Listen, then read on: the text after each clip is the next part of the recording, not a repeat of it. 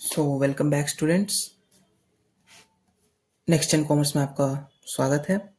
तो आज ये हमारी फाइनल क्लास होने वाली है। कल के क्लास में हमने पढ़ा था change in demand, quantity demanded, और आज हम पढ़ने वाले हैं शिफ्ट इन डिमांड कर्व या चेंज इन डिमांड। ओके, तो चेंज इन डिमांड, जब डिमांड में change price of own good के कारण ना हो बल्कि किसी और फैक्टर के कारण हो, जैसे price of related goods, population, expectation, taste and preference, इनके कारण हो, तो हमें डिमांड कर्व में एक शिफ्ट देखने को मिलता है। ठीक है, यहाँ पे movement along the demand curve नहीं होता, यहाँ पे शिफ्ट होता है, डिमांड कर्व में ही शिफ्ट आ जाता है। तो पहला केस हम पढ़ने वाले हैं जब डिमांड बढ़ता है। ठीक है, तो राइटवर्ड शिफ्ट हो जाता है, राइटवर्ड शिफ्ट होता है। इसको हम एनालाइज करेंगे एक शेड्यूल और इन ग्राफ के थ्रू। तो प्राइस यहाँ पे कांस्टेंट है, ठीक है, क्वांटिटी डिमांडेड है, पहले 100 अब 200, ठीक है।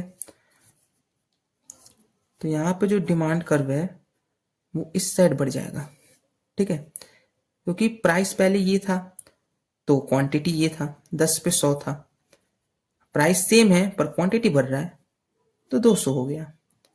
तो D1 जो है ये पहले का है, D2 जो है वो क्वांटिटी बढ़ने के बाद का है। तो यहाँ पे देख सकते हैं ऐसे शिफ्ट हो जाएगा राइट वर्स, ठीक है।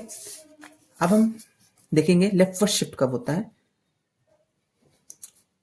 लेफ्ट वर्ड शिफ्ट तो ये कैसे होता है, आपको पता ही है कि प्राइस तो चेंज होगा नहीं, तो प्राइस हमारा यहाँ कांस्टेंट रहेगा, चाहे 100 हो या 10 हो, कोई फर्क नहीं पड़ता है, ठीक है।